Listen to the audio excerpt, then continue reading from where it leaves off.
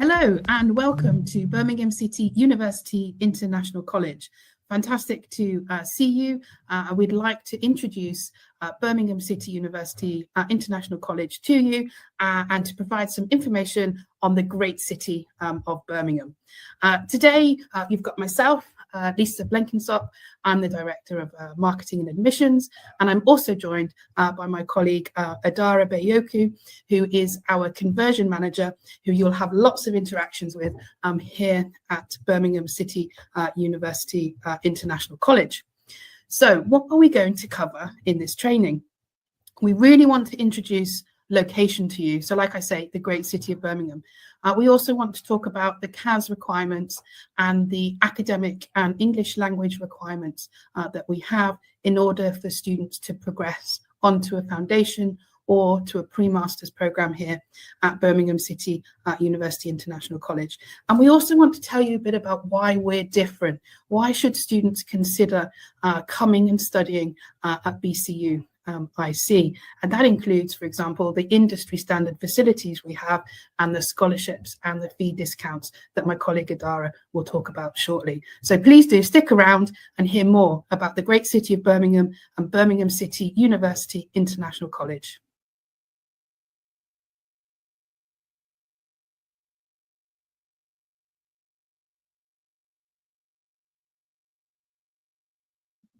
Hello, so in this video, we will be talking about the great city of Birmingham and the location of Birmingham City University International College. So you'll see from the map of the UK on the right-hand side that Birmingham sits right in the middle of England, sandwiched between Manchester in the north and London in the south. But one of the great things about coming to Birmingham is it's the second largest city in the UK. But happily for us, the rents are a lot cheaper than those that you would find, for example, in London. So up to about 50% cheaper. So city living for a fraction of the cost. Birmingham is also incredibly young. It's an incredibly dynamic city and one of the most youthful cities in Europe, with approximately 80,000 students living in the great city of Birmingham. In addition to the young city, the young vibe that we have here in Birmingham, it's also incredibly diverse, which is amazing if you're looking, for example, for a place to go for dinner, a new restaurant to try. The food scene here is second to none.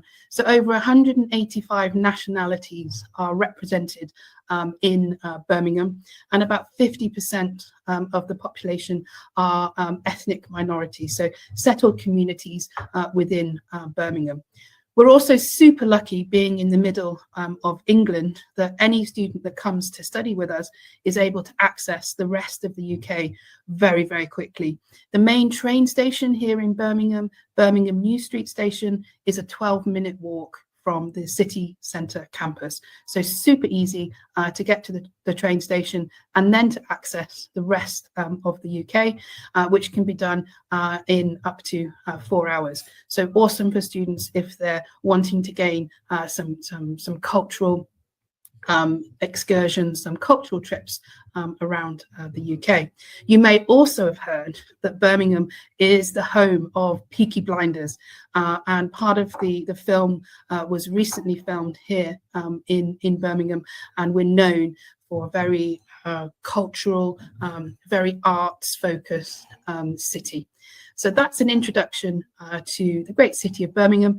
Please stick around to hear more about Birmingham City University International College.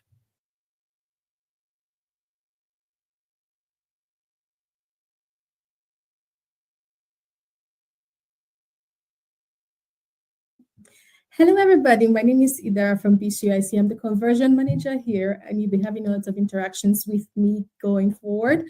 I'm going to be talking to you today about why Birmingham and BCIC is different. So our campus is quite immersed in the center of the city, which makes us close to industry, innovation, which creates great opportunities for our students. As you can see from the picture there, that's a picture of our students right in the city center, showing the glory of Birmingham. And this picture, by the way, was taken by one of our students, and we are very proud of that. All right, so we do have industry standard facilities. so much so that industries do come to hire our facilities from time to time, which creates a good opportunity for us to get our students to interact with companies and sometimes volunteer for them, which speaks for their practical experience. So as you can see, for the art, design, and media faculty, we do have our fashion and textile workshops. We have professional photography studios. We have machinery, metalwork, silversmithing, and we do have our green screens as well. We also do have radio studios managed by students. They also do have their podcasts that you can always tune into. For the business law and social sciences, we have our modern lecture spaces. We have our city trading room for the finance students, which is equipped with the latest industry software. So they can use that. And by the time they're graduating, they already have hands-on experience. We do have our open study areas throughout the campus as well, equipped with quiet areas and private rooms that students can book for their conversations and brainstorming with their colleagues. We also have laptops in lockers in different areas so that in the case where students, for some reason, is not able to bring their laptop to the campus, that is not going to be a deterrent to their studies. They can just borrow one and put it back when they finish. We do also have our magistrates courts and our crown courts for our law students to practice their case, plead their cases, and argue their cases as well. Next, we have our computing, engineering, and built environment faculty. They have their computer forensics labs where they do have their ethical hacking and so on. We have the industry right next to us, so the students are able to interact with people who are working and hear more about what it's like being in the industry. We have our Cisco Networking Academy and engineering workshops as well. Finally, we have our health, education, and life sciences faculty, which consists of mock wards with simulation mannequins. These mannequins are able to mimic certain health crises for the students to practice responding to real-life crises. We have our biomedical labs as well, and we do have volunteer patients come in for our students to practice on, and that counts to their practical experience as well. We have for our midwifery students the ultrasounds equipment that they can use for their practicals. So stick around to hear more about us.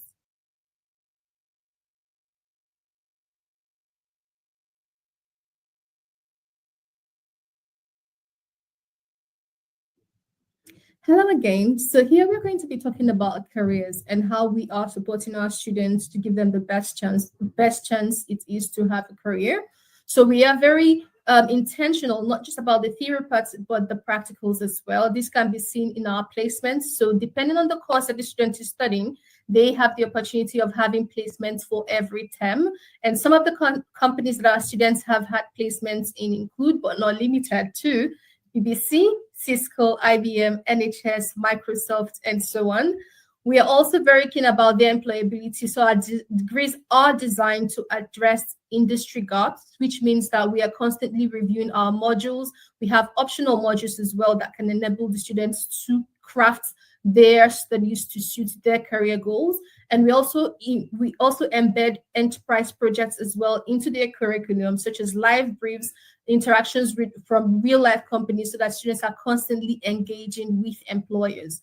We also have very strong graduate support for our students. So even after graduation, the student is able to have contact and support from the university as well. So they have access to the career support department up to 3 years after graduation. We also have our Careers Plus scheme, which is designed to help our students with job searches, CV checks, workshops. Our students can attend some of the fairs that we have on campus are part-time job fairs, Black Business Marketplace. We have the big careers fairs, graduate jobs and placement fairs. And this is an opportunity for students to interact with employers, see what they're looking for in candidates, and even right from their first years, having conversations about their careers, which puts them in a really good position by the time they're interviewing for positions.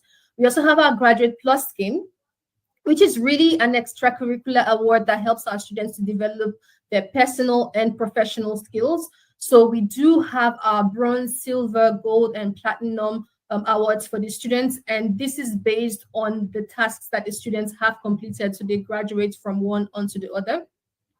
and this can be achieved over the entire degree. So attending a careers plus fair will also count towards a bronze award for the students.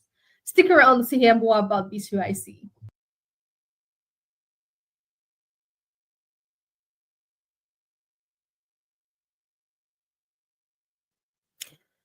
With regards to accommodation, there's so much options available to the students because we are right in the city center, which means that we have great links to different parts of Birmingham. So even if the student isn't living right in the city center, they can easily commute to the campus. But with regards to the options that we do offer, so for the September intake, we have the Heights and the Hampstead campus available to students.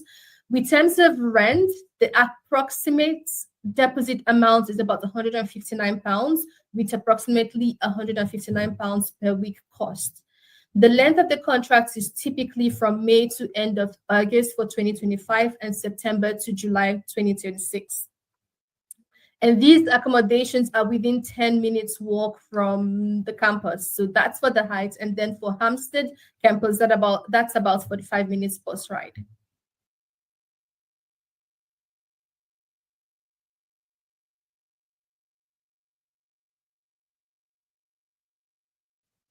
Hello and welcome back again. In this video, we are going to talk about the undergraduate academic requirements for students to progress on to Birmingham City University International College. So we have three entry points. So we have the foundation entry point, and normally for foundation, we would ask for the equivalent of 5 GCSE passes at grade A star to E, with at least 3 grades at C or number 4 or above, and only 1 grade E, which is a number 2, is permitted. For the international year 1, which we have in accounting, economics, business and marketing, we would ask for the equivalent of 48 UCAS tariff points at GCE/AS level or equivalent. And then for the international year 1, in the built environment, computing, engineering, technology or health sciences, we would ask for the equivalent of 80 UCAS tariff points. That's the undergraduate academic requirements. Now for the postgraduate academic requirements. So again, we have a number of entry points. We have 2 semester, 1 semester and 3 semester. So for a 2-semester program in art management, the built environment, management or media, we would normally ask or typically ask for a UK Higher National Diploma equivalent in a relevant subject area with a grade, GPA grade of 2.3 on the 4.0 scale. For a 1-semester art management, built environment, business management and media, we would ask for a UK bachelor's degree pass equivalent. For 2 or 3 semester in art, design and fashion, again, minimum of a UK equivalent UK Higher National Diploma, GPA 2.3 on the scale of 4. And then for the 2 semester in the computing programs, again, minimum of a UK Higher National Diploma in a relevant subject where appropriate, and 2.3 out of 4 on the GPA scale.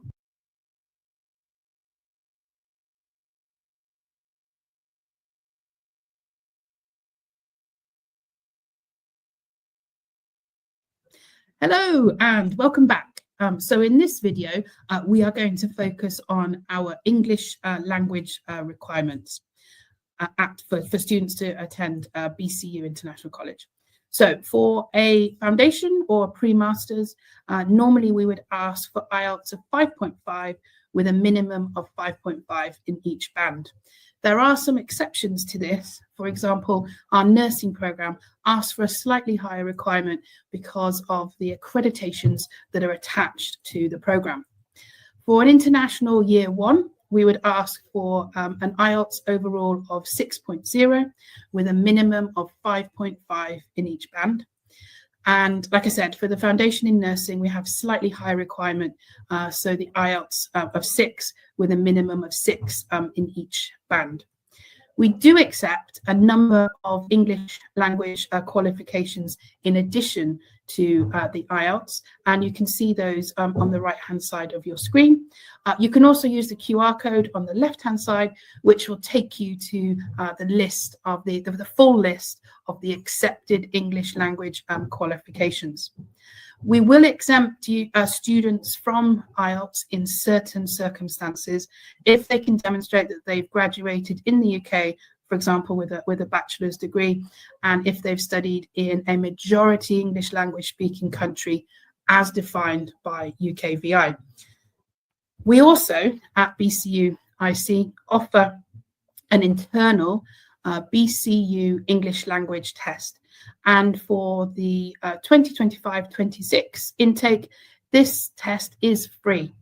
All you need to do is be in touch with us direct and let us know that your student would like to avail of the BCUIC internal test, and we will sign the student up for that test. There are a couple of dates on the screen here that are coming up. So the next test is on the 1st of April, followed by the 25th of April. In addition, for the May intake, we also have a free 2-week PSC program for students who have already qualified for the university, and it's a way to introduce students to the different accents and the different type of language that we use in a social context. I hope that helps, and I look forward to seeing you soon.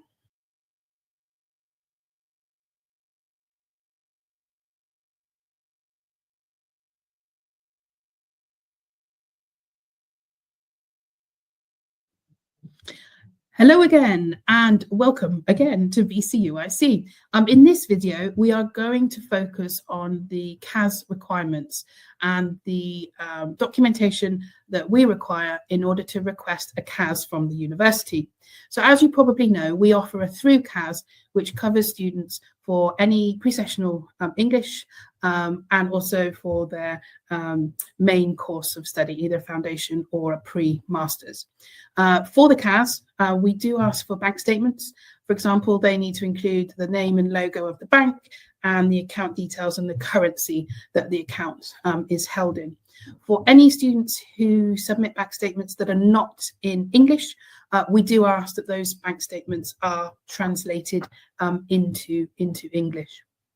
Now, there's lots of information to go through on the CAS, so I would recommend that you do check out the website, which has got quite detailed information on what's required. So, for example, it gives information on the account types that we can accept, the fact that we can only accept from an approved financial institution, so we cannot accept from a microfinance bank, for example, and that if the student is using a parent's bank statement, we need to see the financial consent letter and the birth certificate to prove the relationship between the student, the applicant, and the parents. Now, if a student is using an education loan to pay for their studies, there are also rules and regulations around this as well. So, for example, the loan must cover the first year amount, and the loan mustn't have any conditions on it other than the disbursement requirements, and it can't be taken out against a fixed deposit. It can be against property or other assets, though. So that's the education loan. When it comes to fixed deposits, there are similar rules again. So it must be from an approved financial institution. Again, we cannot accept from a microfinance bank. We also need to see that the fixed deposit has been maintained for at least 28 days, similar to the bank statement, and the maturity of the fixed deposit must be valid when the student applies for their CAS and their visa. Again, for more information, please do look on the website. So in addition to the financial documentation, there are also some other documents that we ask for as well. So, for example, we can ask for TB, and there's a link there to the government website, which lists all the countries that we require a TB certificate from. If a student is under 18, we also request that the student has a guardian who will be in the UK, is over 25, and can attend enrolment at the university with the student. The guardian can be a relative, but they cannot be in the UK on a student visa or a visitor visa. And again, there's more information about this on the website if you have a student who is under 18. For study at Birmingham City University International College, student must be 17 when they enroll with us. So what do you do after the CAS? So the CAS has been issued. We recommend that the student applies for the visa immediately and only applies with the same documents that have been used for the CAS application, and to prepare for an interview in case you are called. We have some great documentation online and even a video which can talk you through that process. Keep us updated as well. Let us know if the student is contacted by UKVI, is asked to attend a UKVI interview, or additional documentation is requested by UKVI of the student. And once the student has received a visa decision, let us know. Hopefully it's successful, and that's a great moment of joy that we can celebrate with the student. And also let us know the travel date that the student will be coming to the UK. I hope that's been of interest. Please do look at the website for further information. Stick around for a bit more.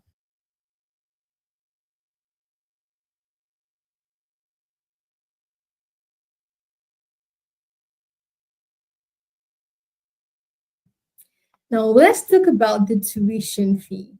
So for the academic year 2025-2026, we do have our 1 semester foundation cost for £10,000, and the 2 semester foundation is £15,000, while the 3 semester foundation is £19,500.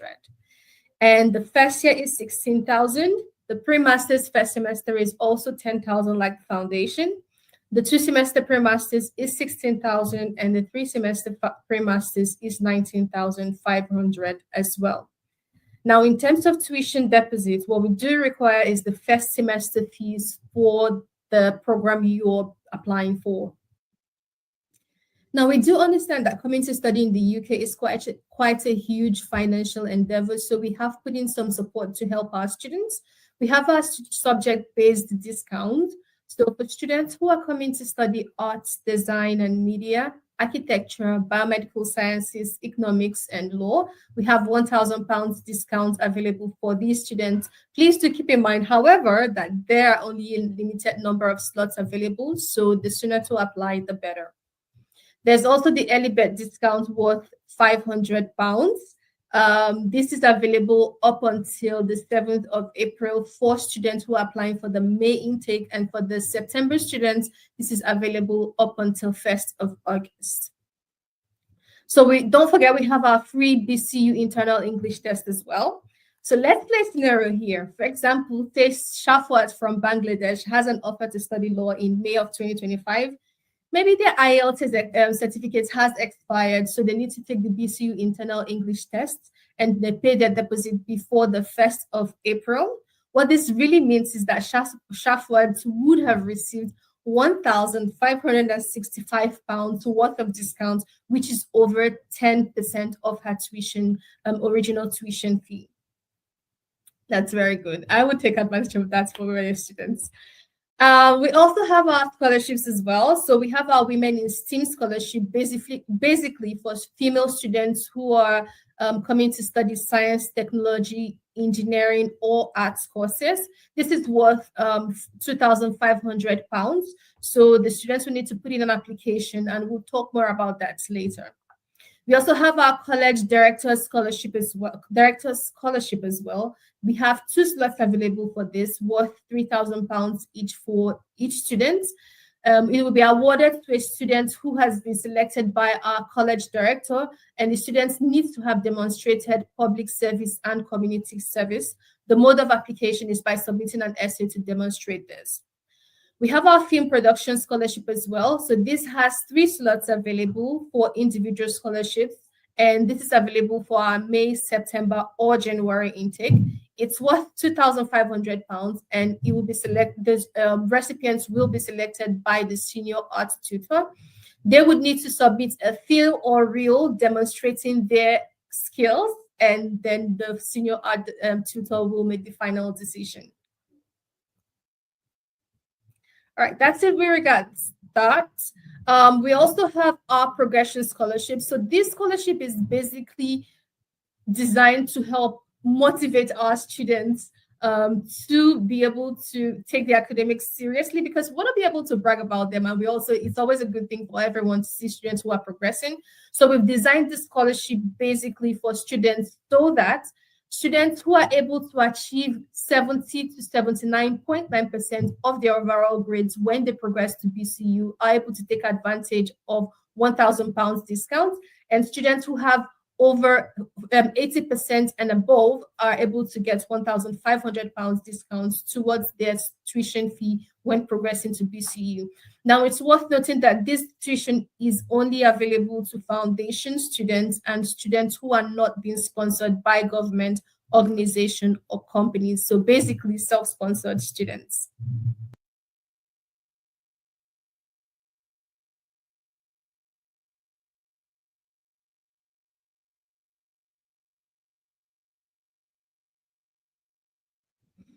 So for May intake, we do have our importance date as the early bird discount for 7th of April.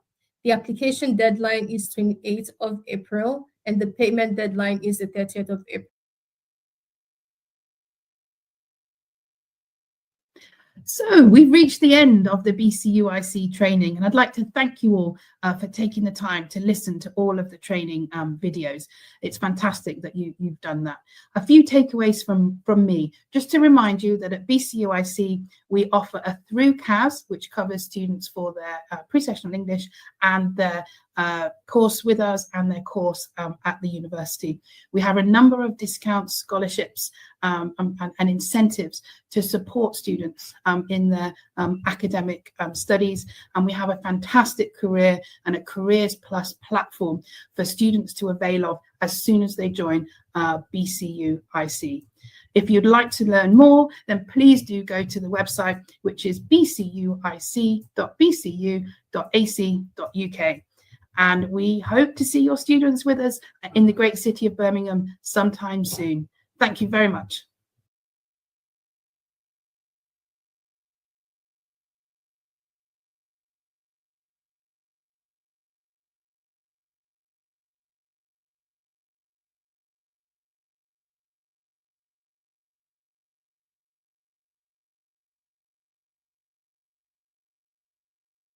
And welcome to the range of training videos on ICP and the University of Portsmouth.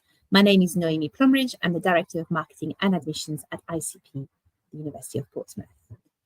ICP is the embedded college to the University of Portsmouth. We've been on campus for 15 years. We're extremely proud to be so integrated to everything at the University of Portsmouth and feel so part of the university. We have a fantastic relationship with the university, and that benefits our students with no end. So thank you for watching this, and please watch all the other videos to find out more about ICP and the University of Portsmouth. Thank you.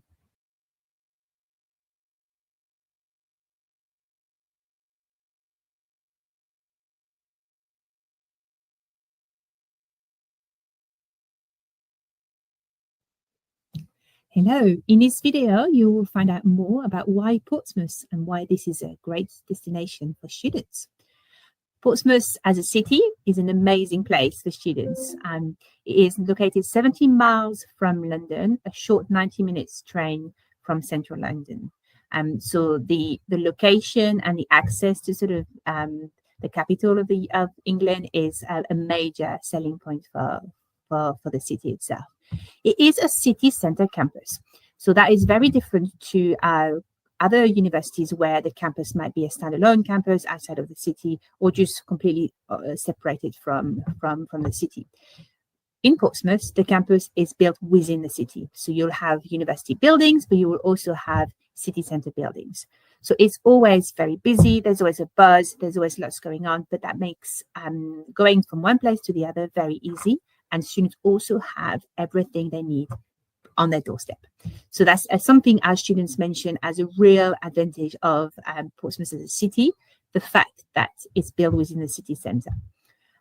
It's also a very affordable city to live in, and I will cover that in the next slide so I can share a bit more details. You can see from the pictures here, it is a seaside city. So we're located right on the south coast. We're located at the sort of on a harbour as well. So the city of Portsmouth is actually a harbour city.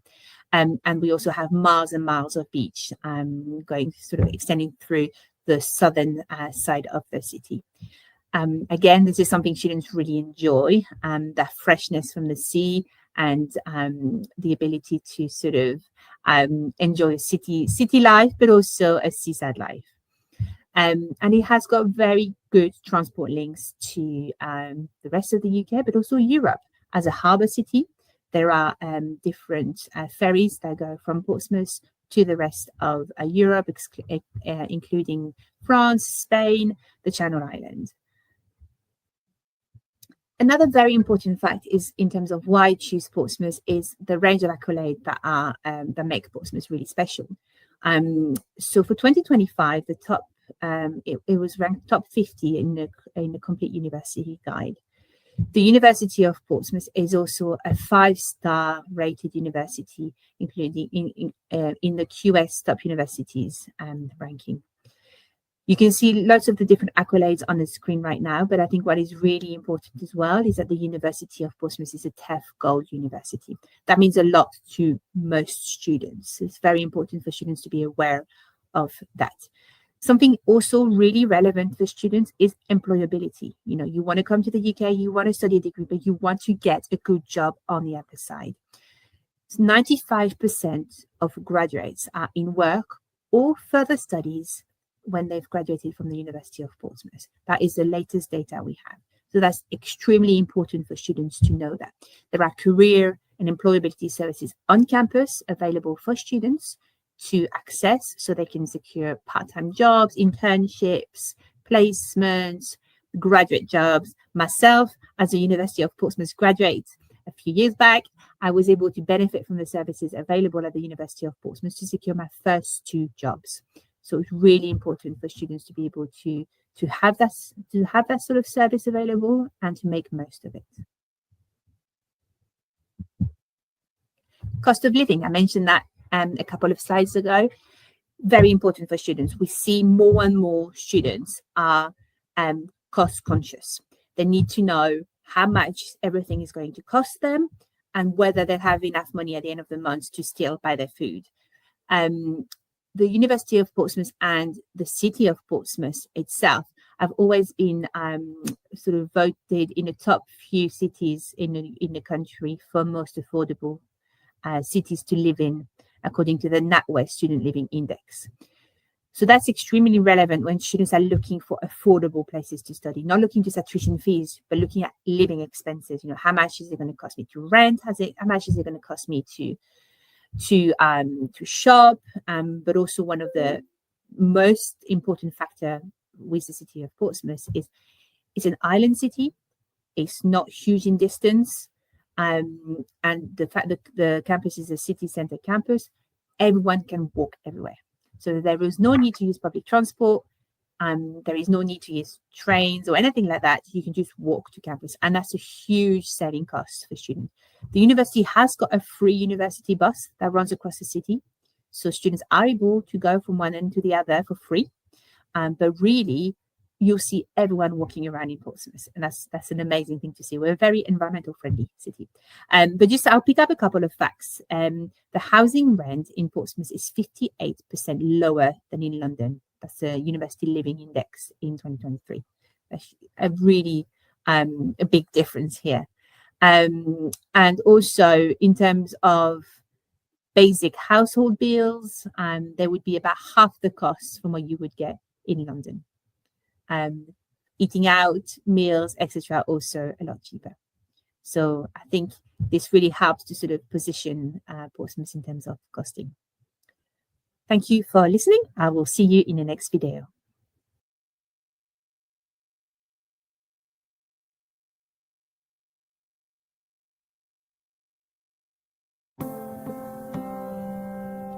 I think Portsmouth is very forward-thinking. It's got such a really friendly atmosphere, and even though it's a city, it's quite a small city, so it feels really welcoming and homely. When I first came to the open day for Portsmouth, I instantly fell in love with it. When the sun is shining, there is nowhere better than Portsmouth. Welcome to Portsmouth, the UK's only island city and home to the University of Portsmouth. Join us today as we show you some of our favourite spots so you can take advantage of studying at the heart of our community. It's a very cosmopolitan city, it's got so much to offer. You have the commercial road, you have the city centre and the hub where it's all lively. Student nightlife's really good. You've got lots of nightclubs, lots of stuff to do. But then as soon as you come to Southsea, it's more of like a lazy seaside town, like you get to go to the beach. You just have to go down to the beach or the common on a sunny day and everyone's having picnics, it's just beautiful. Filling up for the day, you're absolutely spoiled for choice. Everyone I know has a different favorite cafe spot. We've got you covered for freshly roasted coffee, donuts, fish and chips, vegan food, and artisan bread. And that's before we even get to the restaurants and bars. Cheers. Okay, shopping. I love to shop local myself, and your top spots for that are Palmerston Road, Marmion Road, or here, Castle Road. Commercial Road has it set for your shopping essentials. Or pop down to Southsea for charity shop bargains and quirky independent businesses to browse for something unique. Or join us in Gunwharf Quays, Portsmouth's waterfront shopping centre, to check in on your favourite brand outlets, or catch the lights at Christmas. I love that kind of vibrancy of the city. It's got a real independent spirit about it. I think it's got a really good mix of independent businesses. There's so many local independent businesses. Entertainment activities in terms of lots of bars and restaurants and loads of cool places to eat. There's so much to do right here in the place you live. There's an island's worth of beautiful coast to explore and unique green spaces like Canoe Lake and the Rose Garden to enjoy with your friends, or by yourself as a space for study or reflection. Or for something a little different, you could wander into an art gallery, try an escape room, or book a table with your friends at Dice, the local board game cafe. And don't forget the nights. There's a ton of live music events happening every week, as well as karaoke, comedy nights, and live theatre. There's lots of cultural events, there's art galleries, there's music venues. And then there's so many shows. You've got kite festivals, food festivals. The big one that really helps the town is Victoria's Festival. It is such a really lovely community. And I think after you've been here a while, you feel part of the community. Just makes you feel like you're at home away from home. Portsmouth is a one-of-a-kind place, a place for you to explore and thrive. There's something for everyone here, and we can't wait for you to be part of it. To find out more about our city, book an open day and get exploring, visit port.ac.uk.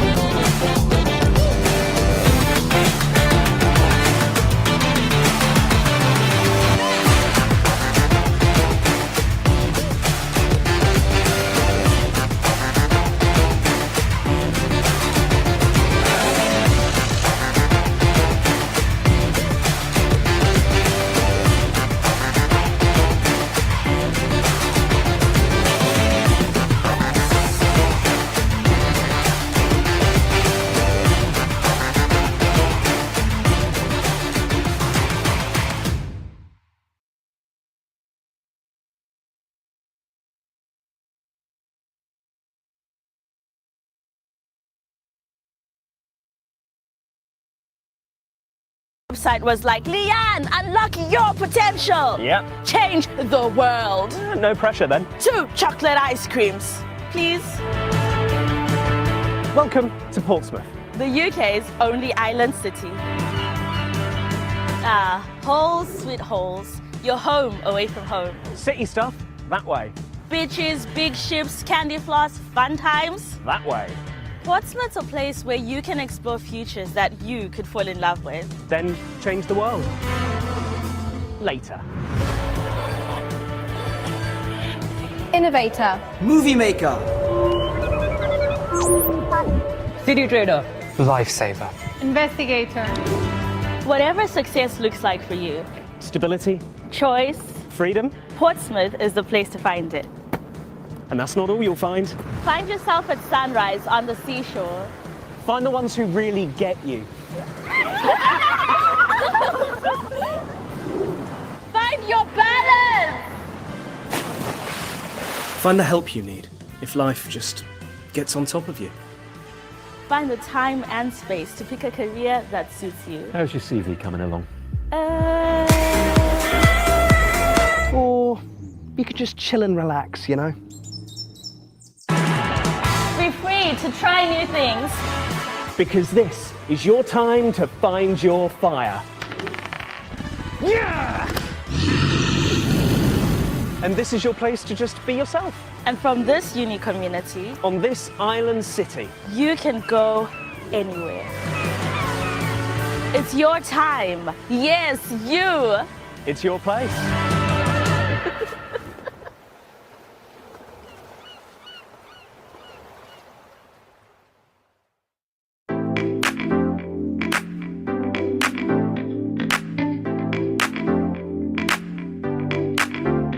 One of the things I was most nervous about was probably making friends. Making friends. Making new friends. Coming to university is quite nerve-wracking, and I wasn't sure if I was going to meet people that were like-minded or be as social as I wanted to be.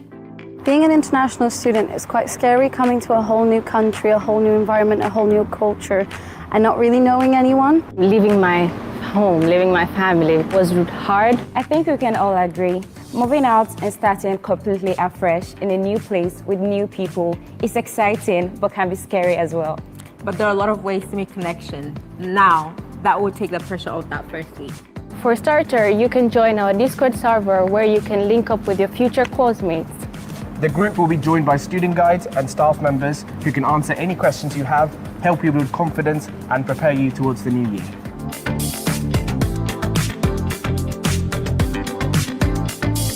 I found friends through classes, church, socialise your nights out, my halls of residence, organised events. I went to Freshers' Fair and I joined women's rugby because I found so many people that were like me, weren't like me, but we all had the common interest that we wanted to play rugby. So many friendships for life are formed at university sports clubs every year. And there really is something for everyone. Casual or competitive, team sports or yoga, football or Quidditch.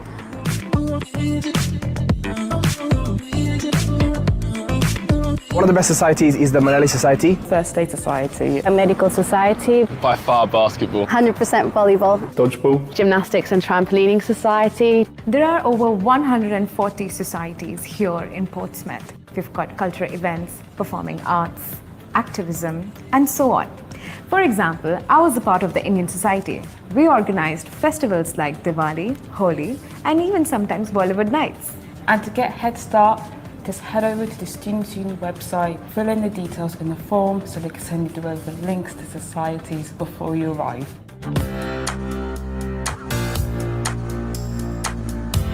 The first day I was there, I was about to make dinner and I was going to make pasta, but I didn't know how long to cook it for, so I called up to ask how long to cook pasta for.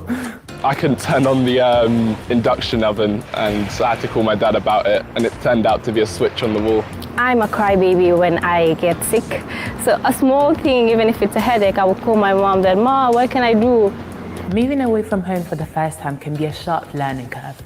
But Res Life will be there to help you settle in with support, pastoral care, and help you make those early connections with your flatmates. We're talking games, quiz nights and movie nights. Karaoke and even cake decorating.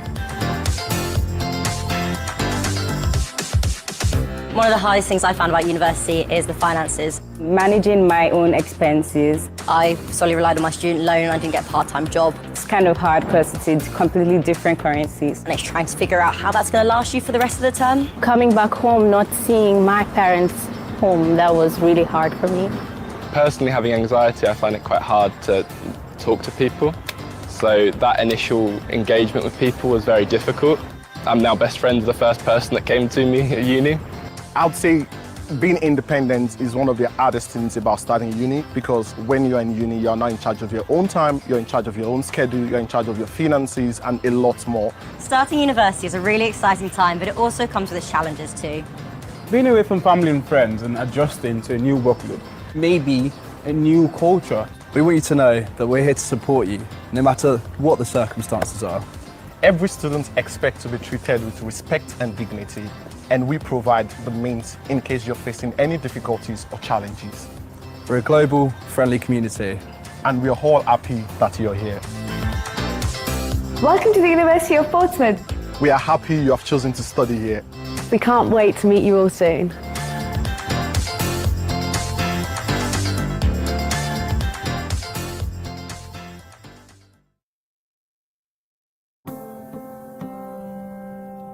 I think Portsmouth is very forward-thinking. It's got such a really friendly atmosphere, and even though it's a city, it's quite a small city, so it feels really welcoming and homely. When I first came to the open day for Portsmouth, I instantly fell in love with it. When the sun is shining, there is nowhere better than Portsmouth. Welcome to Portsmouth, the UK's only island city and home to the University of Portsmouth. Join us today as we show you some of our favourite spots so you can take advantage of studying at the heart of our community. It's a very cosmopolitan city, it's got so much to offer. You have the commercial road, you have the city centre and the hub where it's all lively. Student nightlife's really good. You've got lots of nightclubs, lots of stuff to do. But then as soon as you come to Southsea, it's more of like a lazy seaside town, like you get to go to the beach. You just have to go down to the beach or the common on a sunny day and everyone's having picnics, it's just beautiful. Filling up for the day, you're absolutely spoiled for choice. Everyone I know has a different favorite cafe spot. We've got you covered for freshly roasted coffee, donuts, fish and chips, vegan food, and artisan bread. And that's before we even get to the restaurants and bars. Cheers.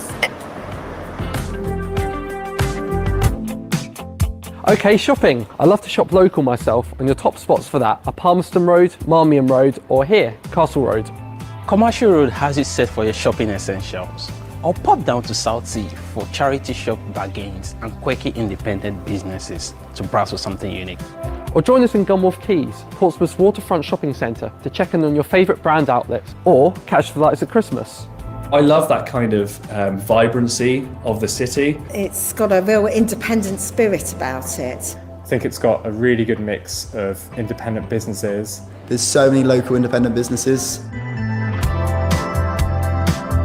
Entertainment activities in terms of lots of bars and restaurants and loads of cool places to eat. There's so much to do right here in the place you live. There's an island's worth of beautiful coast to explore, and unique green spaces like Canoe Lake and the Rose Garden to enjoy with your friends, or by yourself as a space for study or reflection. Or for something a little different, you could wander into an art gallery, try an escape room, or book a table with your friends at Dice, the local board game cafe. And don't forget the nights. There's a ton of live music events happening every week, as well as karaoke, comedy nights, and live theatre. There's lots of cultural events, there's art galleries, there's music venues. And then there's so many shows. You've got kite festivals. Food festivals. The big one that really helps the town is Victoria's Festival. It is such a really lovely community. And I think after you've been here a while, you feel part of the community. Just makes you feel like you're at home away from home. Portsmouth is a one-of-a-kind place, a place for you to explore and thrive. There's something for everyone here, and we can't wait for you to be part of it. To find out more about our city, book an open day and get exploring, visit port.ac.uk.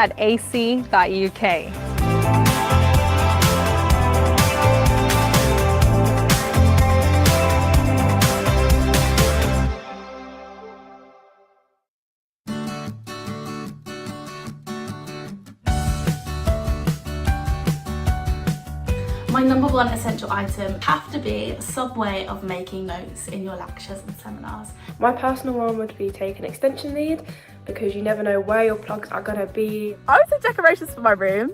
Like fairy lights can change your whole room. In order to make my room more cozy and to feel more at home, I brought a lot of printed photos with me of friends and family. The one best thing about living in Portsmouth is the seaside. It's such a safe option to say the beach, but it is true.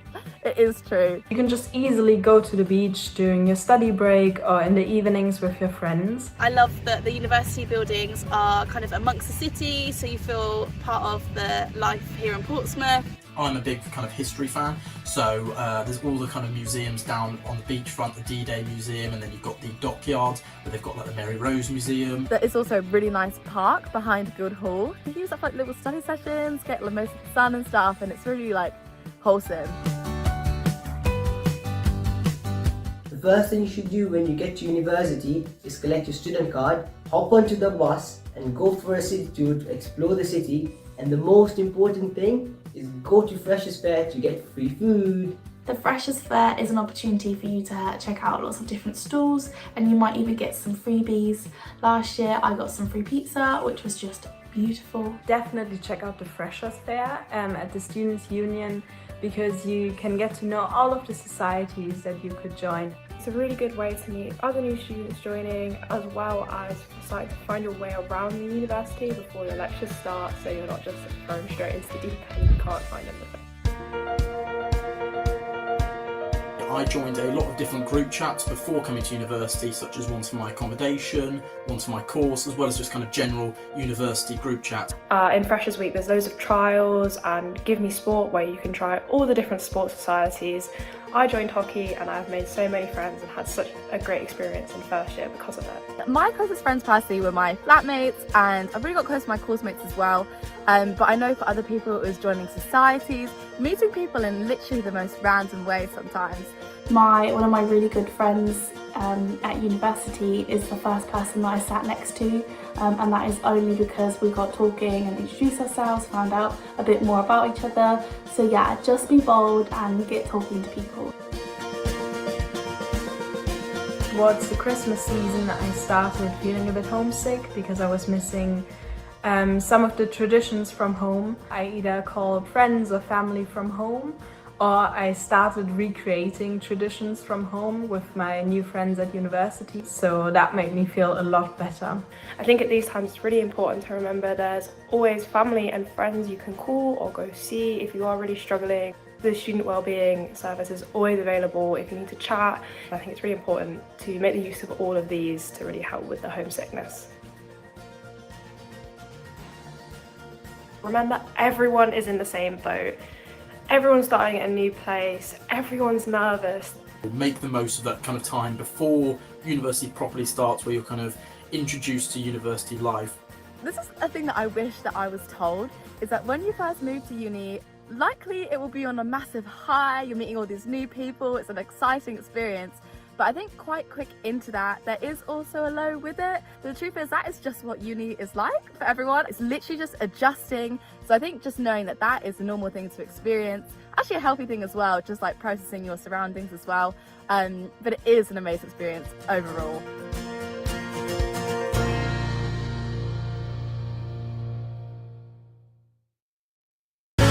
At uni, you want to figure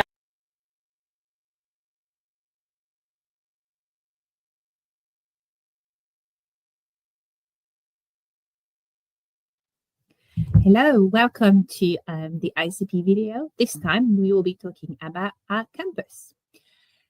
In a previous video, I mentioned that the campus of the University of Portsmouth is a city centre campus. So all the buildings are sort of built within the city of Portsmouth. What is really exciting to see as well is that the University of Portsmouth is making a huge investment into its facilities. There is a £400 million estates master plan that is currently underway, where there are significant investments in facilities. So the Raveling Sports Centre, for example, is a brand new centre that opened in 2023, includes a swimming pool, fitness suite, climbing wall, bouldering, ski simulator. It is masterpiece of a building. It also won Best Leisure Project at the AJ Architecture Award in 2023. So as students have access to it, they get a really good monthly deal. It's state-of-the-art facility and it's amazing. It's such a great addition to the campus. There are significant other developments currently taking place in the university as well. And I think one of the really lovely side of the campus is that there is a mix of old traditional buildings that are sort of listed and some new modern building as well. So there is really a lovely mix of facilities and buildings available for students. We've touched base on the sports facilities, but there are so much more for students to sort of make most of it. I mentioned the careers and employability services, all the accommodation options that are all sort of within the walking distance of the campus as well. So for students, it's very, very easy to sort of get around the campus on foot, as I mentioned in the previous video. Thank you so much for watching. And hopefully I will see you in the next video.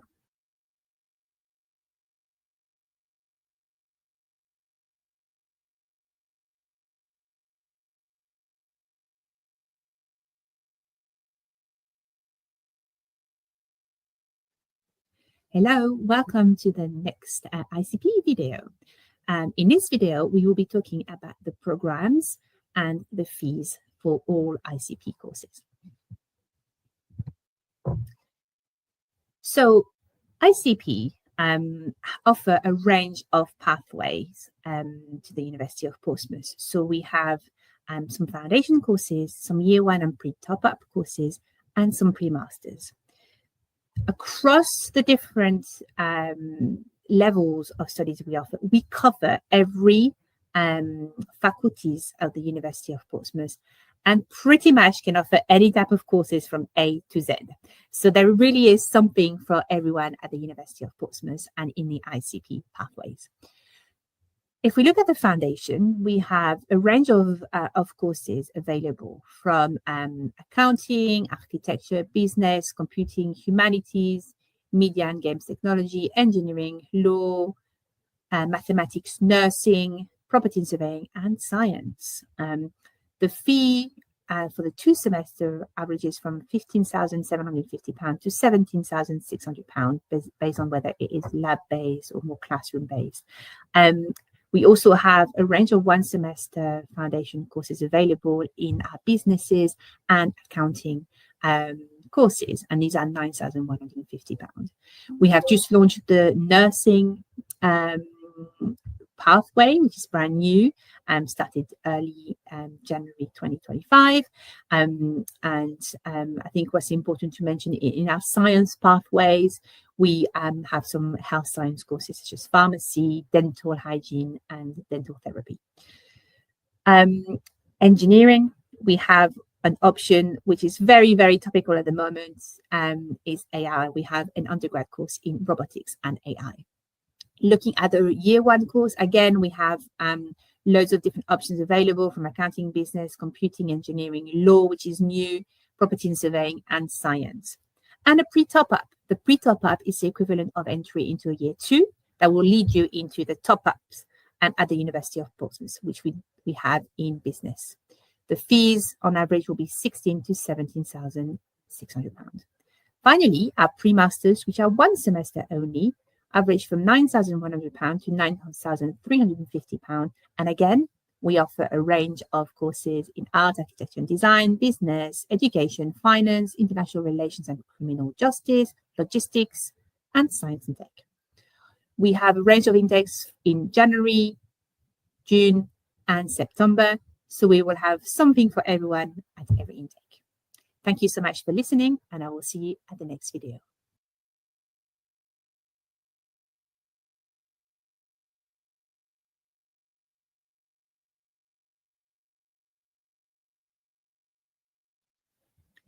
Hello and welcome to the next installment of the ICP videos. In this video, we'll talk to you about how to find the information you need on our website. Very simply, if you go to port.ac.uk/ICP, you'll be able to find all the information you need, whether that is all the pathways that we offer, what is available from a support side. So, you know, the college services support that we're able to provide to all of our students, some testimonials and videos from previous students, but you will also be able to look at the entry requirements. We list on there every country, so you'll be able to see whether what you have studied will allow you to get an offer letter from ICP. So you can select your country and see what is required before you even submit an application. Finally, you can apply directly on our website and upload all of your documents on the application platform, so we can then process your offer on the other side. Thank you so much for listening, and I will see you in the next video.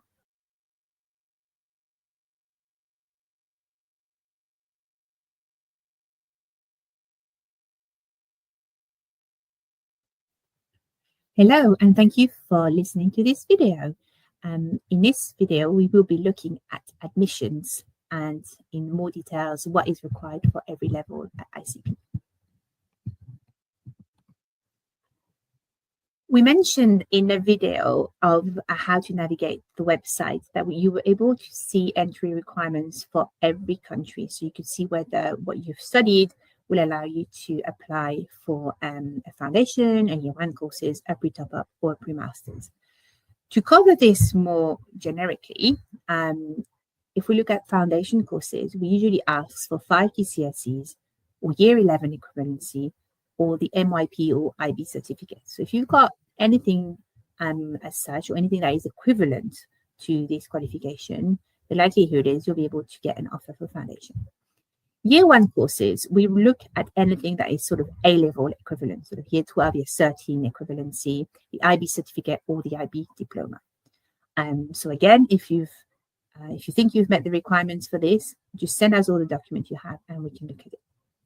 Year 2 pre-top up is a little bit more specific. For pre-top up, we need students to have achieved 120 credits at level 4 or equivalent to get into a 2-semester pre-top up, or 180 credits at level 4 and 5 for the 1-semester pre-top up.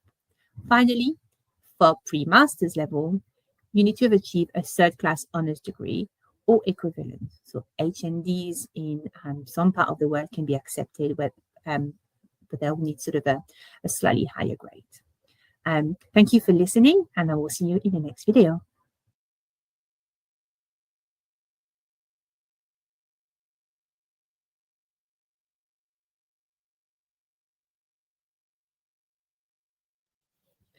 Hello, and thank you for joining this new video where we will be looking at English criteria. This is something we get asked so regularly, is what do you accept? What do I need to show from an English perspective to be able to join ICP and the University of Portsmouth? We have a range of options available. For foundation, year 1 and pre-top up, we can accept an IELTS of 5.5 with minimum 5.5 in every band, or a PTE of 59 points, or local languages as well. So for example, if you've got a GCSE English or equivalent to GCSE English, we can also accept that. And we also accept Duolingo at 95 points over. For the pre-masters, we ask for slightly higher than that. So anything equivalent to IELTS 6.0 with 5.5 in every band, PTs of 59 with sort of an overall of 62 and every band at 59. Again, local Englishes can be accepted. Potentially, if you've studied in English already, that can also be accepted. And Duolingo with no bands below 95. Thank you so much for listening, and I will see you in the next video.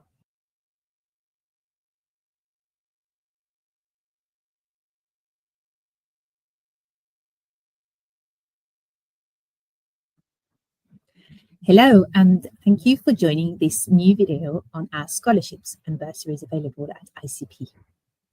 This is a question we get asked very regularly, is what can I get as discount, scholarship when I join ICP?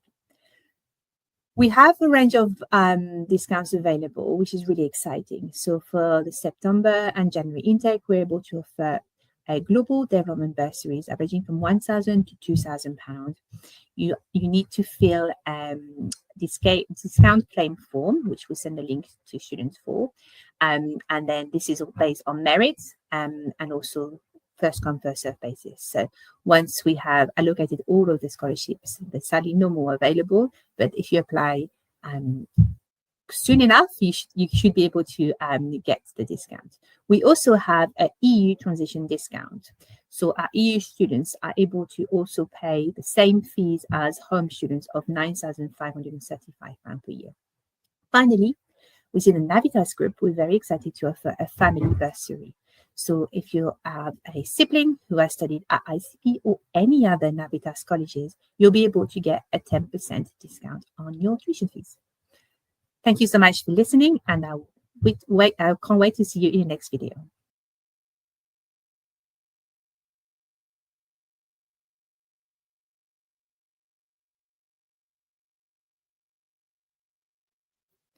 Hello, and thank you for joining us on this video, where we will be talking about our awesome student services team and the support available to our students.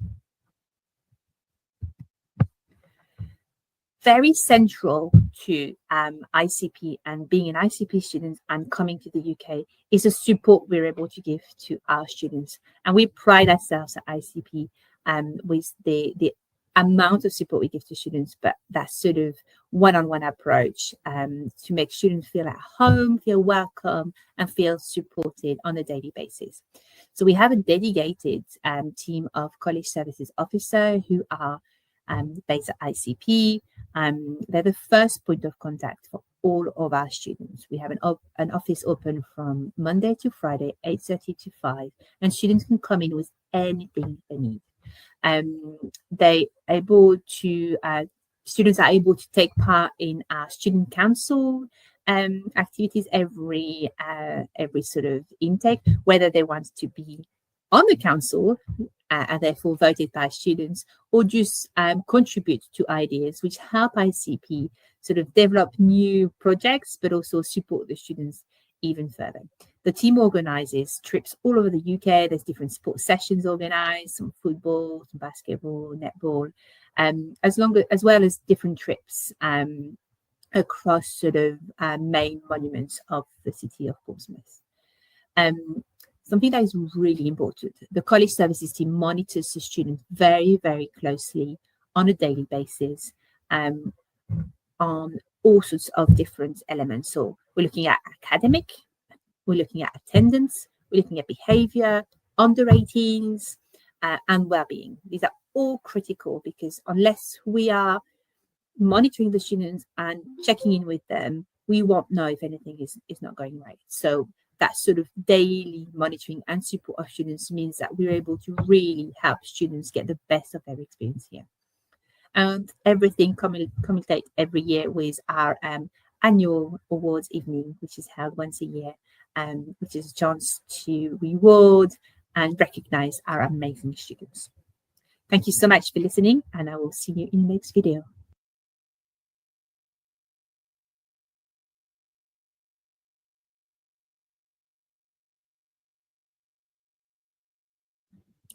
Hello, thank you for listening to the ICP video. In this video, we will be looking at the academic support that we offer to our students. So there's a range of services available to every single student who come and study at ICP, from different workshops, whether that are English language workshop, exam skills, lab report, math booster workshops, to one-on-one assessment for students who need extra support, to the predicted grades program, which halfway through the semester will look at students' grades and will help us to predict whether students are on track for passing or not.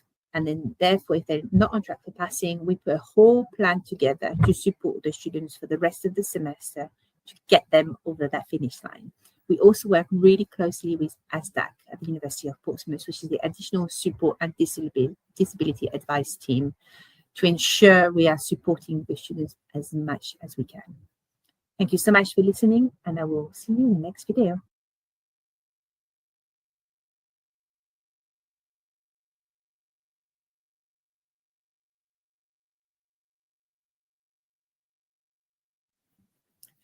Hello and welcome to this video where we will be talking about student accommodation.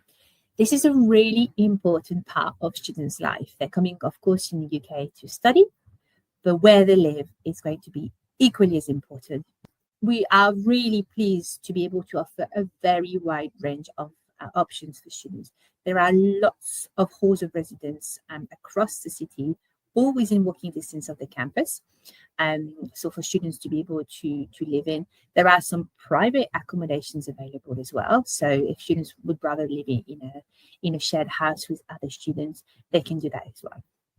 On average, the accommodation fees will be from about just over £100. That is probably more if you're living in private housing, to 180, and sometimes a little bit higher if you're looking for more luxury sort of living in halls. So then some of the halls will have penthouses and studio pluses, which will be a little bit more expensive. But on average, for halls of residence, looking at anything between 160 to 180 is quite a good bulk figure to sort of consider.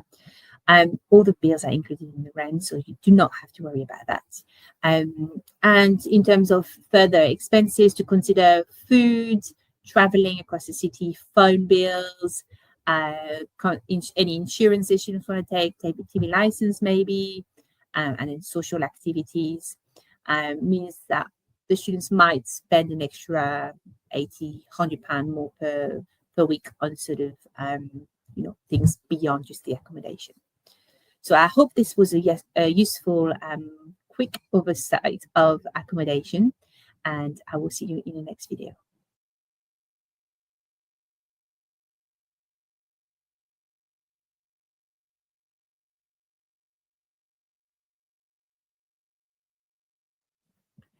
Hello, and thank you for watching this video where we will talk about clubs and societies. Now, we're extremely lucky at the University of Portsmouth because there are over 150 different clubs and societies. So there really is something for everyone. Whether you're more into debating or singing or choirs or book reading, book clubs, there will be something for you. If you're looking more for sports clubs, the range of options available is amazing, from athletics, basketball, obviously football, rowing, snowboarding, snow sports, rugby, rowing, swimming, and so on. The options for students are amazing. When we look at the different sports societies, students are able to make most of the outstanding facilities at our new Ravelin Sports Centre. And I think that has really lifted the University of Portsmouth to the next level. So thank you so much for listening, and I will see you in the next video.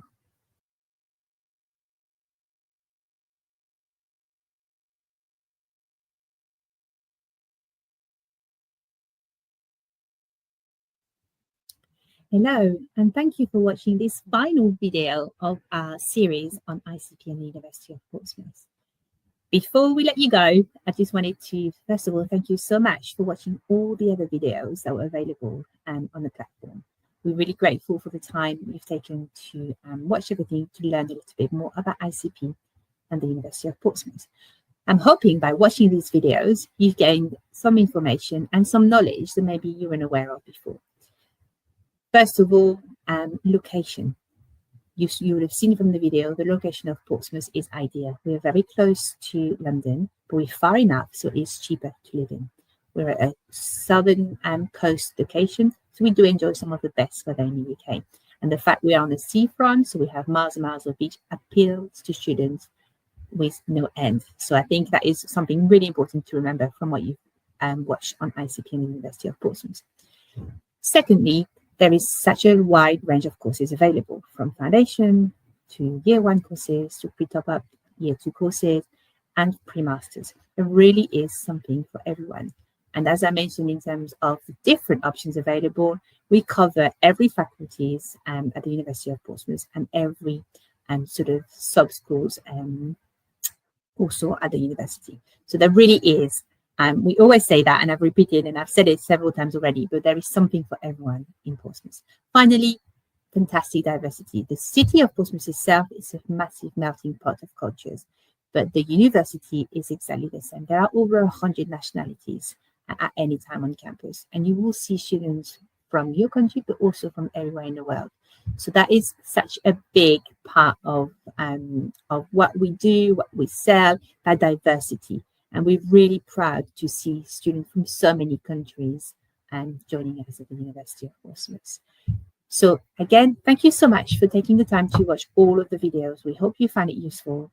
And we look forward to seeing you someday in Portsmouth. Thank you so much.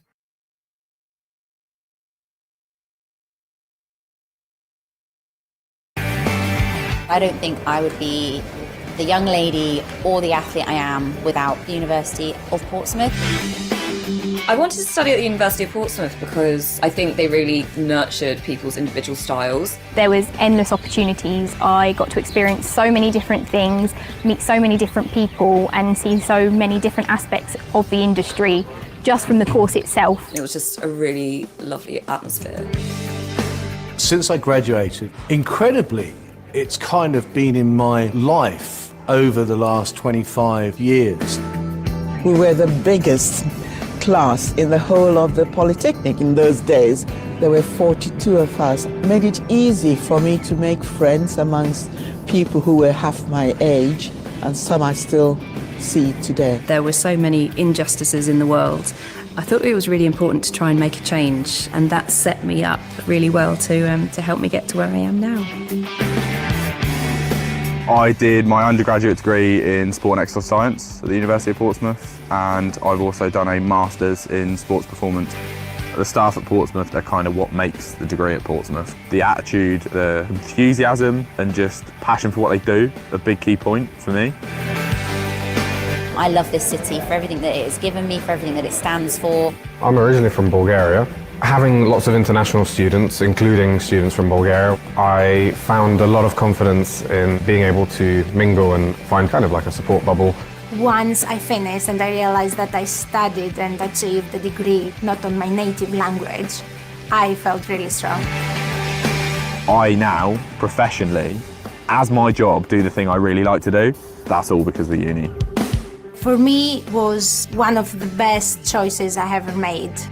What stood out to me the most when it came to my time at Portsmouth was just the amount of support the lecturers gave. Whether it was a small issue, a large issue, a research issue, a life issue, I found them really, really supportive the entire way. I don't think I'd be where I'm at today without the level of support that the University of Portsmouth's given me. I think people should never be afraid to try new experiences and should overcome their fears. I think any education establishment, which has certainly shaped my foundation of my success, you will have a soft spot for. So I won't say it's family, but it kind of is.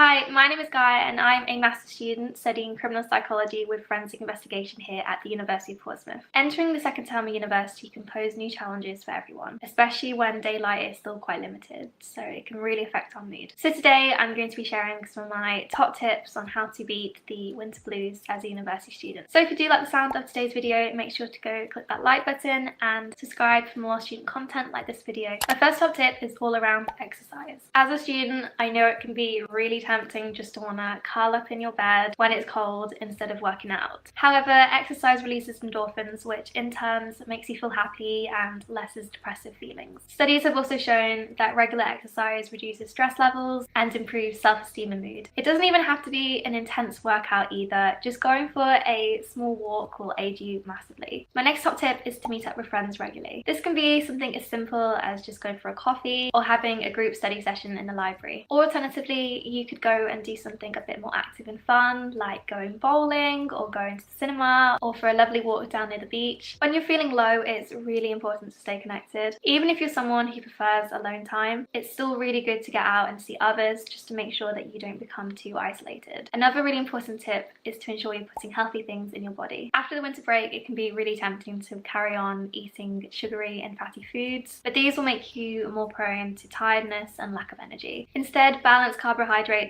and sugar with fruit and vegetables. Personally, I love making myself a smoothie in the morning to take with me to lectures. Not only is this a much healthier option, but it's also a lifesaver, especially since I'm one of those people that doesn't really like to eat breakfast, but would rather eat like slightly later in the day, like 10 or 11. But by that point, I've got a lecture, and the last thing you want is your stomach rumbling when the lecturer is speaking, you know? Even just knowing I've made the smoothie makes me feel so accomplished and like just lifts my mood so much because I know I'm actively making steps to look after myself. Also try to eat food and supplements that have vitamin D in them. In the winter months, we don't get as much vitamin D naturally because there isn't as much sun, so it's really important to restore that through food. Another way to get vitamin D though is to obviously go out and make sure you're getting as much daylight as possible. Go outside and explore the sights. In Portsmouth, there's so much to do, such as visiting the nearby beaches, Spinnaker Tower and the Gunwharf Quays. But before we move on to the next tip, let me know down in the comments what your top tips are for beating the winter blues. So my next top tip is to give yourself one goal each day. This can be as small as getting out of bed or making sure you've had a shower. Or it could be something related to university, such as just simply writing 200 words that day for an essay. As humans, we tend to give ourselves lots of ambitious New Year's resolutions and then feel really down when we can't attain them straight away. But by giving yourself something simplistic yet realistic, that rhymes, we are much more likely to achieve them and feel really proud of ourselves. Remember, Rome wasn't built in a day. My next tip is to lessen activity on social media. It's natural to compare our New Year progress with what others are doing online, but this can make us feel miserable as we often feel as though we aren't doing good enough. So perhaps reduce the amount of time you spend on certain platforms. You could mute the apps or specific accounts just so you don't see the posts as often. And my last tip for today is to do something creative or something that has nothing to do with uni or work. For example, you could go pottery painting with your friends, which is a very therapeutic activity. Personally, my creative hobby outside of university is to film and edit YouTube videos for my own student channel. I also like to read non-fiction books in the evening to clear my head and de-stress after a busy day. So those are some of my top tips for beating the winter blues. I really hope you found them helpful. If you haven't already, make sure to click like on this video and subscribe for more student content. I've been Gaia, thank you so much for watching. Bye! Hi everyone, my name is Joy and I am a PhD researcher in molecular microbiology.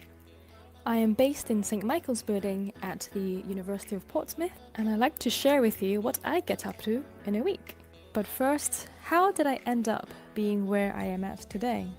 I graduated with a master's in pharmacy back in 2018 and qualified as a pharmacist in 2019. Between my third and fourth year of my undergraduate degree, I had the opportunity to go to Warsaw in Poland for my Erasmus student exchange. It was there when I realized how much I enjoyed working at the bench, and that's when I decided to embark on a PhD journey after I qualified. Come join me on a very fun week. So, this is what my week looks like. I have to be really organized with my time because of the intensity of my project. So everything is color coordinated by the activity. On Monday, I started out with a 2-hour session with the Women's Enterprise Programme about time management. It was at the Portsmouth Central Library by Guildhall and a fantastic opportunity to network with other women. I learnt about how to create mind maps and lists to help me prioritize my work, as well as knowing when to delegate and defer to other members of the team. Next up, I had a cast call. I know, why on earth is Joy in an acting role? Well, it's because I am one of the student ambassadors for the university, and they were looking for students to feature in their new video production. I ended up getting a supporting role for the short film, and let's just say I'll stay in my science field. I founded and run a small business called With Extraordinary Grace, which I nickname WEG because it is quite the mouthful. I created With Extraordinary Grace as a zero-waste fundraiser project and donate all my profits to Hope for charity. Here, I'm wrapping a gift order up. I'm back in the lab on Tuesday. Most weeks, I work a full 9 to 6 kind of day, with the occasional need for an evening or weekend experiment. In my PhD, I have many opportunities to work with other people. So far in this academic year, I have trained up and worked with 2 Masters of Research postgraduate students and 3 undergraduate biomedical students. In my area of research, I'm looking at a particular protein of interest on the cell membrane of the gram-negative bacteria cell. We use E. coli in our lab because it is a cheap bacterial model as well as being relatively safe to work with. Here I am diluting my samples into a different growth block under a Bunsen burner to make sure things are kept under aseptic conditions. Every Wednesday afternoon I attend the Enterprise program. It is a 10-week program discussing all things enterprise, such as marketing, time management, sustainability, and mindset. I learn a lot in each session. That same day, I was part of the postgraduate virtual open evening as a student ambassador. I was part of the PhD research desk as well as the student panel for the evening. That Wednesday was also my birthday. I am really grateful for a husband who can cook very well, and very healthily as well. He made us a pan-fried crispy skinned salmon on a bed of vegetables in a tomato sauce. Wow, and it was delicious! On Thursday, I had another student ambassador shift. Begin your future. It was a one-day experience day for Year 12 students to inspire them to apply to university. We gave them a tour of the whole university, but what was the most interesting for me was Eldon Building. They have a really cool VR and XR stage where you can change the background, change the scenery, as well as the camera angles. Very advanced stuff. And then on Friday, I do a weekly reflection of what we've done throughout the week. I normally make sure to use this day to tie up any loose ends, be it replying to emails, refilling our pipette tip racks, empty the bins in the lab, and sending things for autoclave to be sterilized. This particular Friday, I had a meeting with my biomedical students who had finished their time of bench work with us. I showed them the very long and tedious process on how to quantify the results. One thing I've definitely learned in my PhD is to keep track of everything. All the data, all the numbers, everything. As if my full-time PhD isn't busy enough, I do all things WEG related in my spare time. I think it's important to have a creative outlet when you have such a stressful and intense time indoors in the lab.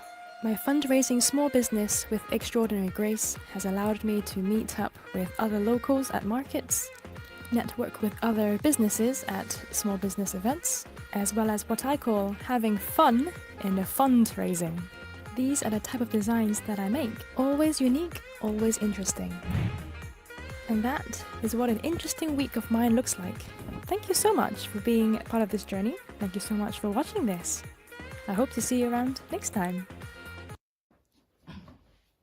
Hi everyone, my name is Kenny. I'm an international student studying at the University of Portsmouth, and I'm here to tell you guys 5 different cultural shocks I experienced when I moved to the UK. Let's get into the video. So before I start, I just want to put it out there like a disclaimer, but not a disclaimer. Basically, these cultural shocks might not be what everybody experienced. This might also be because of where you originally came from. I originally came from Nigeria, and it was also my first time in the UK, so these are like things I experienced for the first time. And yeah, just putting that out there. Let's get into the video. The first one is probably really obvious already, like it's very, very obvious, and it also might not be a cultural shock depending on where you come from. But I came from a country that had summer all year round. Like I never experienced winter in all my 20-something years on this earth. So when I came into the country, it was just really cold. That's the first cultural shock I experienced when I moved to the UK. The UK is actually really, really cold, and I'm not just saying, oh, it's chilly, put a cardigan on, put a like jumper on. No, put 5 layers of clothes on and get 2 winter coats type of cold. It was really cold, and like nothing genuinely prepared me for how cold it was gonna be. Like till this day, I cannot find the right words to emphasize how cold it is in the UK. And it's not cold for a month, it's cold for several months. It's been cold since October last year. Like it's cold, like it's just really, really cold. And like that was like the first cultural shock I experienced when I moved here. It's still a cultural shock because I just cannot, like I tell all my friends back home, it's like, it's so cold. I'm like, they're like, oh my god, it can't be that cold. I'm like, you don't get it, it's so cold. Oh, it's cold. I also have notes on my phone, so if you see me looking down on my phone, I'm actually checking my notes. The second cultural shock I experienced was in the UK, you guys drive at the left-hand side of the road. I think you guys drive by the right-hand side of the road and not the left-hand side. Just hold on, I think I'm gonna check right now. So in the UK, you guys drive at the left-hand side of the road, and in my country and basically some other places, we actually drive on the right-hand side of the road. So it was actually really, really confusing when I first came in. I would find myself always going to the driver's seat every single time because it was just literal like reflex for me. Like it was just, I would just not, like till this day, no matter how many like Ubers or how many people tend to drop me off, I would just always go to the right hand side, which ends up being the driver's seat in the UK. Like it's always so embarrassing, and it just always goes back to, oh no, I'm not originally from here. It was really weird. That's also another cultural shock I experienced. Another thing that I experienced is that when you go to the grocery store or the shop or anywhere, basically you have to pay for your plastic bags.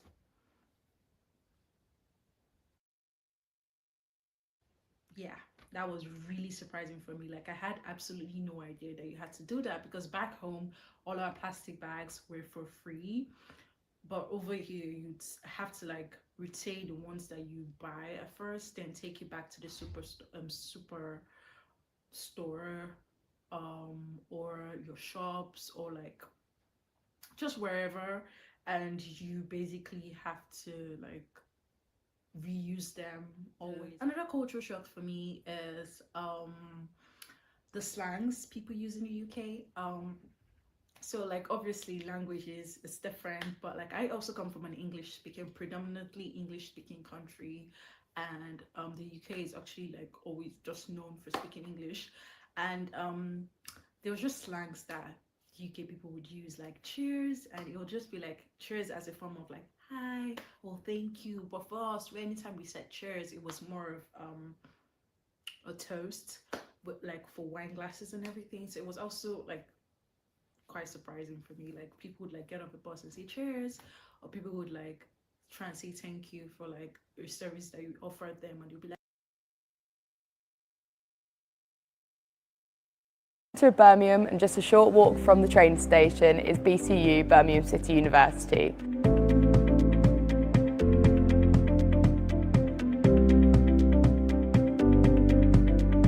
If you're trying to decide what university to go to and why you should consider BCU, then here are my top reasons of why I decided to study here and why I love it so much. First off would be the amazing facilities that we have here at BCU. Whatever course you're studying, they are second to none and spread across 4 sites across the city. So this is me. I'm studying product and furniture science, so here I have absolutely everything I need. Across all the other courses that BCU has to offer, the School of Art at Margaret Street has incredible printing facilities, workshop spaces and studios that students can use. Over at the School of Jewellery, they have their incredible traditional workshops as well as the latest technology for jewellery design. If you're studying one of our media courses, then you will have access to amazing spaces like this studio. Students have full use of these facilities that are also used by industry, providing great opportunities for students. There are 4 studios, a green screen, photographic and radio studios, all built to a fully professional standard. The Curzon building houses the Eagle and Bull, a 19th century renovated pub run by our student union. In the Curzon building, you'll find our library, which is open 24 hours a day, as well as our campus shop. If you are studying on one of our courses here, you may find yourself spending time in our city trading room or participating in mock trials in our law courts. Over at our City South campus, our facilities offer hands-on practical experience with professional equipment for health and social care and life sciences. If you are studying on this campus, you'll have access to cutting-edge facilities such as birthing rooms, an operating theatre and biomedical science labs. Our sports and exercise science students also have access to specialist equipment and facilities at the Alexander Stadium, which you might recognise from the 2022 Commonwealth Games. Here, students learn alongside professional sports organisations such as UK Athletics.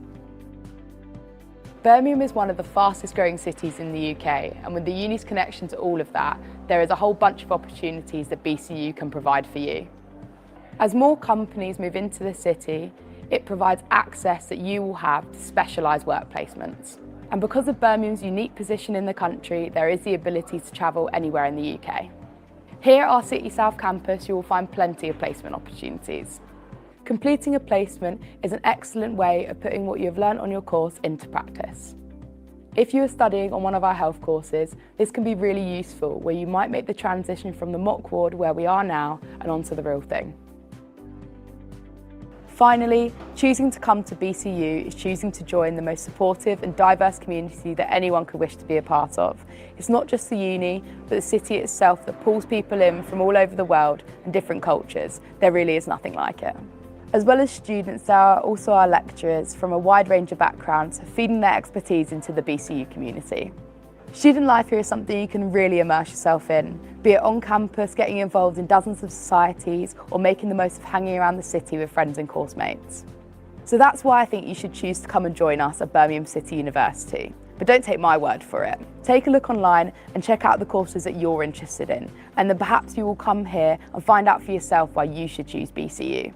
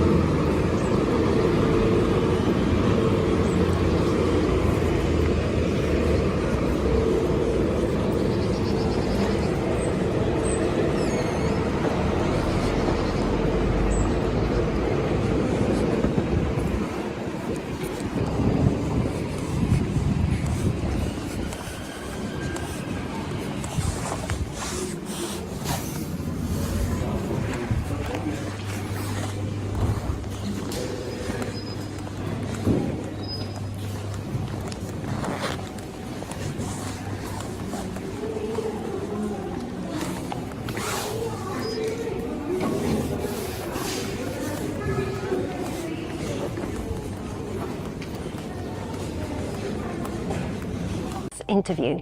Here are some useful do's and don'ts to help you prepare. The most important thing is to be yourself and be confident, which will help you to be more natural in your responses. Here are some do's.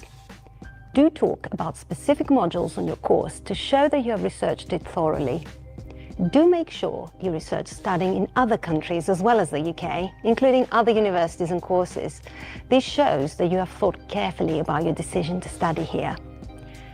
Do explain the similarities and differences between the different countries and universities you've researched. Do talk about the research you've done on the website of the university you're applying to. Do talk about your 5-year plan. What are your aspirations for the future? Do explain how any of your previous study or current work experience relates to the course you want to study at BCU. And here are some things not to do. Don't show your ID too far away from the camera.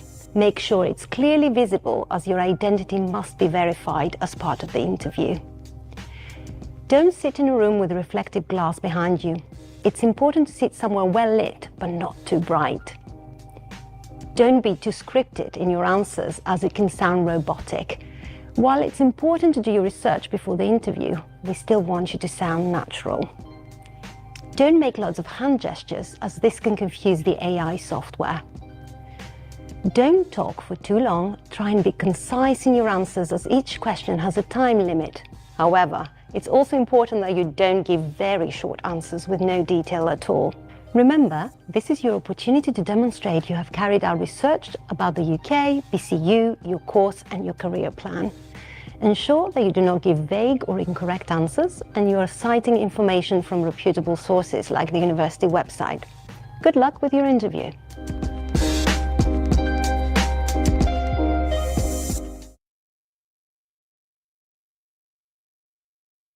Hello guys, my name is Dazzy and I'm here to talk to you about if studying a postgraduate degree is really worth it. I've always wanted to be a physiotherapist for as long as I can remember. I come from a sporting background and now I wanted to be able to specialize in the area that I'm going to be working in. And the thing that stuck out to me to do was to get my master's degree in physiotherapy and take my learning to just another level. So how does a master's degree differ from an undergraduate degree? To me, if I'm talking from my perspective, the work isn't necessarily harder, which is what a lot of people seem to think. I would say that the work is around the same. It's just that you have to be better at managing your time. There's a lot of soul study that's required in doing a master's degree, whereas in an undergraduate degree you have a lot more guided lectures with lecturers. You have a bit more time with lecturers to then learn. I think my favorite moment of studying my master's so far was definitely that feeling of going on my first placement. It was surreal. Things that I've been learning for the past, at the time it was for the past 9 months. I was then going to go and put it into practice in a real working environment. And personally, I had never worked in physiotherapy before.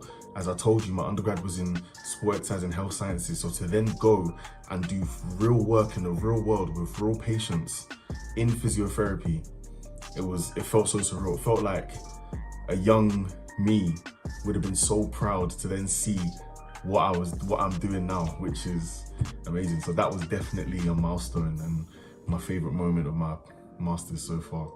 I think studying a master's has definitely helped me grow both personally and professionally, in the sense that I feel like I'm a lot more confident. With me going on placements and working in these different areas of physiotherapy, it's developed my interpersonal skills, it's developed my knowledge as a physiotherapist, my confidence, because you have to have a certain level of confidence. Whatever you're going to do your master's degree in, make sure it's something that you're really going to enjoy. Make sure it's something that you take an interest in, because when you take an interest in something and when you enjoy it, that's how you're going to get the best out of it. I really enjoy it. I enjoy lectures. I enjoy meeting my lecturers, talking about physiotherapy, broadening my knowledge. If you're currently an undergraduate student at Birmingham City University and you're thinking about doing a master's degree, there's a whole section on funding on the BC website, which you might want to take a look at because you get a nice bit of money off, which is good.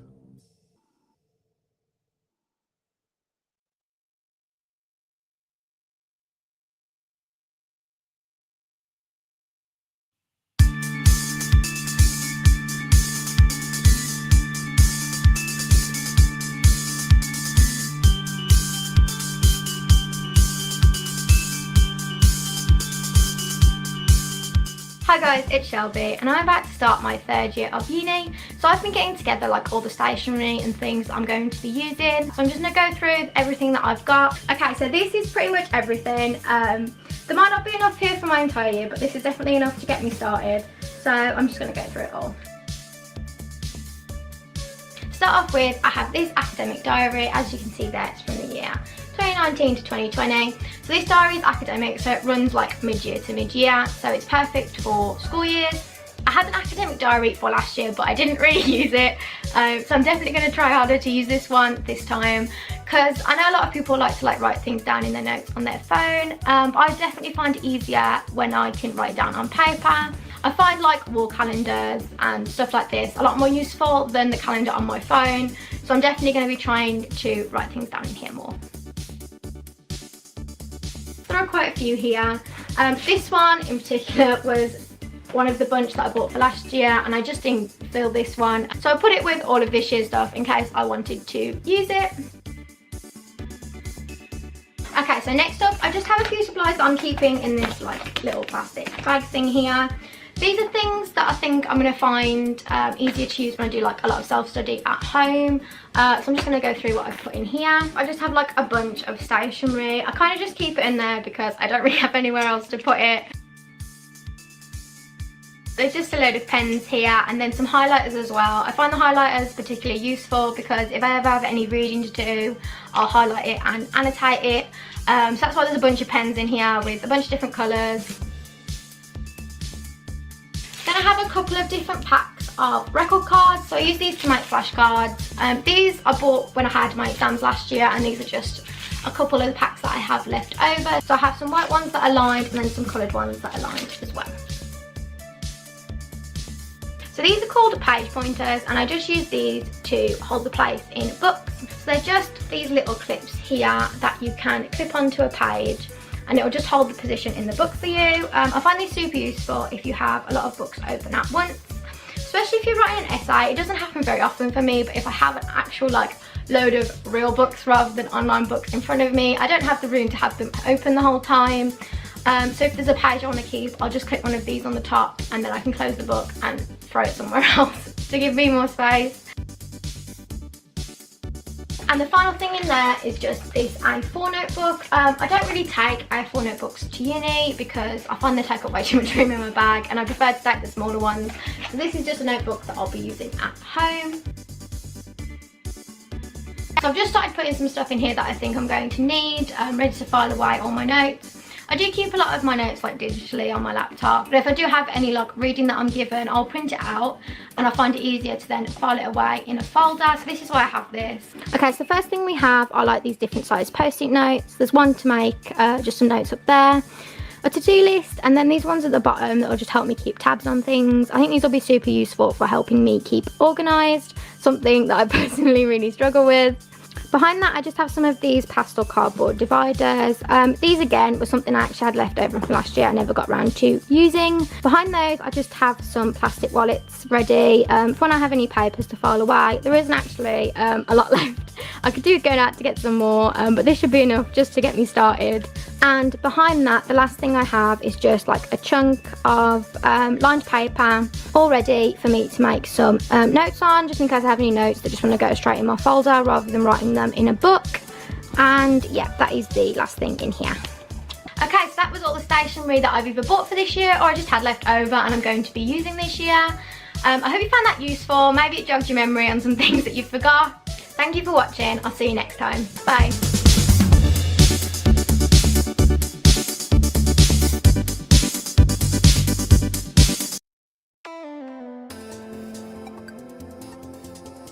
Whether you've moved abroad or live just a few hours away from university, homesickness can be something that affects all of us in lots of different ways. Homesickness, don't forget, can affect you at any point during your time at university or time away from home, whether that's as you've just moved in as a freshers or maybe in the middle of your second year when things are starting to get really difficult. Homesickness will affect you when you least expect it. In my room, I used posters, little bits of decorations that I brought from home, Just things that made my room feel like me. I also bought some really cool IKEA bedding that I think looks really funky, and it's just one of the things that when you come home from university and you're feeling a bit, you know, achy in the heart, you know, you're missing home, then I think it's really important to have a room that feels welcoming to you and like a safe space. Join clubs, societies, maybe something even as simple as learning where your local supermarkets are. Keep yourself busy during that first week, as it's kind of when homesickness is most likely to set in. This can be a bit tricky, as it can be hard to find the balance between calling too often and not calling enough. I can assure you that your parents are probably dying to know what's happening at university, all of the gossip and who you like, who you don't like, what your flatmates like. I can imagine they want to know everything. But there's also such a thing as calling too much. Remember, you have just left home and your parents are probably really enjoying the time when you're not there. Not to be mean to you, but they probably are. So I would say keeping it to maybe 2 to 1 phone call a week, I'd say is the sweet spot, because then you'll always have something to say. I would definitely advise that you cook some home comforts, whether that's maybe specific recipes that your mum and dad used to make. It's also a great way to learn how to do some cooking. You need to make sure that whilst you're at university, you're eating properly, you're sleeping enough, because homesickness is never going to feel good if you yourself don't feel good physically. So make sure that you always take care of yourself during, like, you know, the times that matter the most, and always, of course, but get yourself a routine, try and stick to it. Just overall keep your physical health happy, and you'll probably deal with homesickness a lot better than if you were living off packets of crisps and sleeping until the, you know, late hours of the day. This is something that may sound strange, but I remember during my first year of university, when we had lots of deadlines and I couldn't see a lot of my friends very often, it was really useful that I knew what to do with myself when I had to be alone. Whether that was doing something I really enjoyed, like painting, or just watching Netflix, cooking. Just make sure that if you do have to spend time by yourself and not be with friends, that you know how to do it well and how to enjoy yourself. Homesickness is bound to happen whether you like it or not. And I think the best way to combat this would be to think about why you're there in the first place, whether it was for an opportunity or whether you wanted to change your life.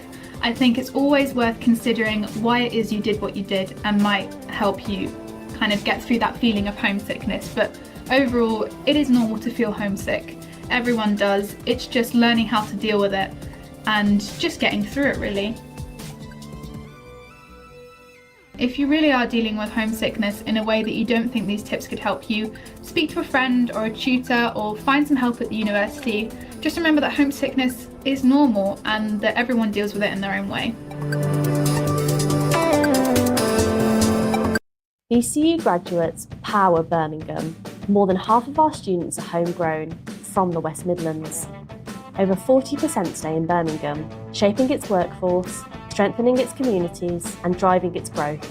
In the West Midlands, 43% of newly qualified nurses trained at BCU. More than 75% of new radiographers and speech and language therapists, and over 28% of Birmingham's new primary school teachers are BCU graduates. Nearly 1 in 4 graduates entering professional roles in Birmingham come from BCU, almost twice as many as any other university in the city. BCU is more than a university in Birmingham. We are an anchor institution, rooted here, invested here, committed to its long-term prosperity. We're not just part of Birmingham's story, we help power it, and we're building what comes next.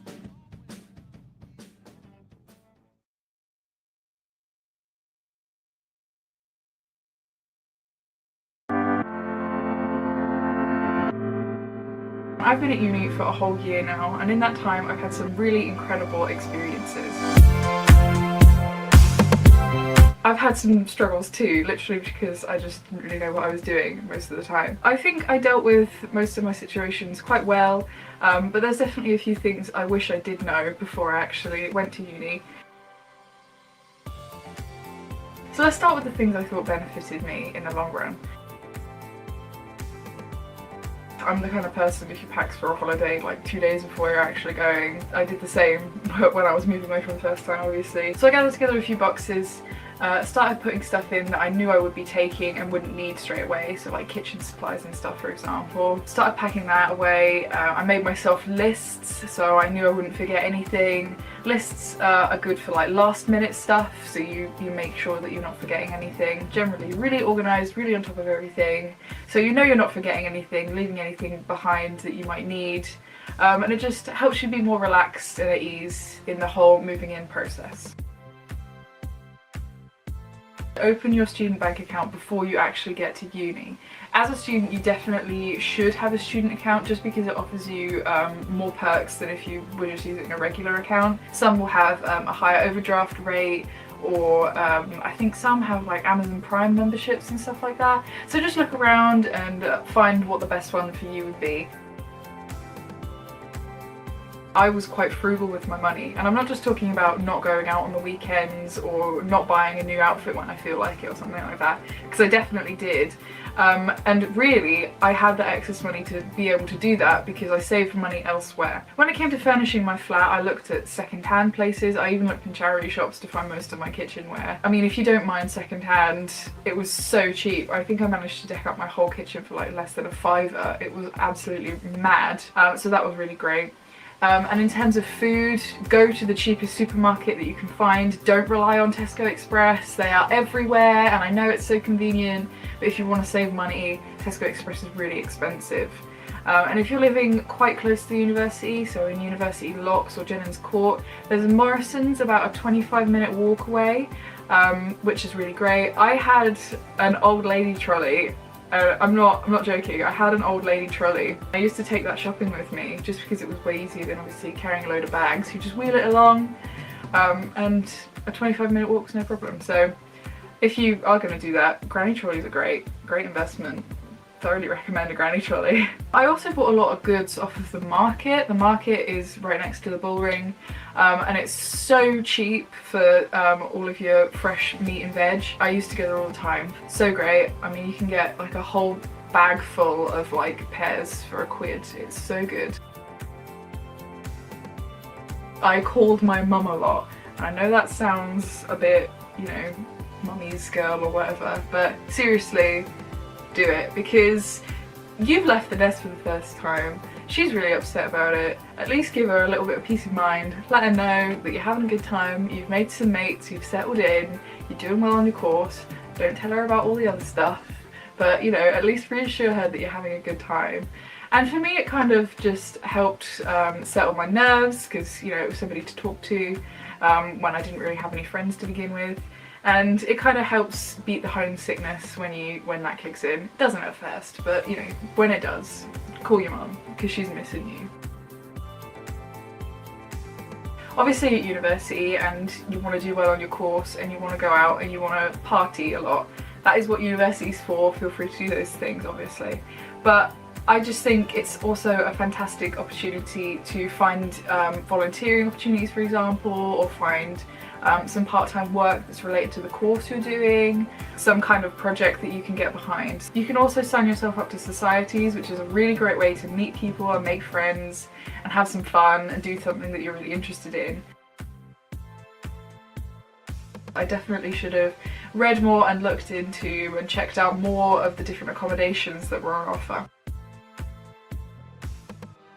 When I went to an open day, I only got to look around one of the accommodations just because I didn't really have time. But if you do have time, I really recommend looking around your options and seeing as many of the accommodation places as you can, just so you can make the most informed decision about where you're staying. I know there's a lot of Facebook groups out there for like BCU freshers or Room Finder or something like that. And just ask what people say, ask what the perks are of different places, ask what the cons are of different places. I should have thought about where I was staying this year way sooner than I did. Finding a flat was a really daunting task for me, simply because it was just something I'd never done before. We wanted to stay as close to the city centre as we possibly could, just because it's convenient for nights out or travelling to uni every day and stuff. But because we left it so late, all of the affordable places in the city centre weren't available anymore. So we were forced to go slightly out of the city centre. So make sure that you are looking for your accommodation quite early on in the year. I think some people say as early as December. So yeah, start looking soon because it will benefit you in the long run. I wish I'd connected with more people on my course before I actually moved to Birmingham. So I did actually manage to find a few people in my accommodation on Facebook before I moved to Birmingham. But I kind of wish that I'd tried to find people that were actually on my course before I moved, simply because when it came to that first day, I was really nervous. I didn't know what to do, I didn't know what to say, and it did make me feel really anxious. So if you can, try and find people on social media, Facebook, Twitter, Instagram, Snapchat, whatever you use. Try and find people on your course or just who will be there so you have somebody to talk to, somebody to get to know in your first weeks, because it will make you feel better. It will make you feel like you've got a friend before you're even there. Overall, I've had an amazing experience at university so far, and I'm going to continue having an amazing experience. But I think if you can kind of minimise your stress and anxiety in the first few weeks, because that's really when I was having the most problems, then you're going to be fine. You're going to have an amazing time. So yeah, just make sure you're organised when you're getting ready to go, and make sure that you're trying to find friends and put yourself at ease in any way you can before you get there.